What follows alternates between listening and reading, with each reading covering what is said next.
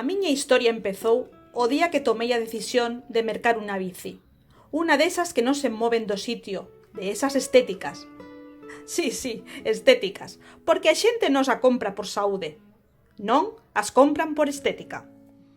Pensara eu que isto da bici era boa idea, porque o meu balcón é moi pequeno.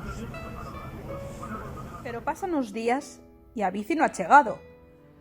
Ata lle preguntei aos veciños, non vai a ser que viñera o reparto cando saín de casa. Tamén é mala sorte.